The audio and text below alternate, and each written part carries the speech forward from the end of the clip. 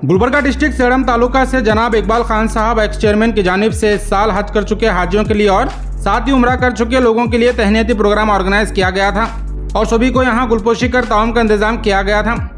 ये तहनीती प्रोग्राम इकबाल खान साहब के घर पर हुआ, जहाँ सैयद यूसुफ साहब, अब्दुल रजाक पटेल साहब, सलीम साहब लाहम रेस्टोरेंट और एजाज पटेल साहब के अलावा दीगर हज और उम्रा कर चुके लोग यहाँ मौजूद थे। सभी ने इस तहनीती प्रोग्राम के लिए इकबाल खान साहब का शुक्रिया अदा किया है।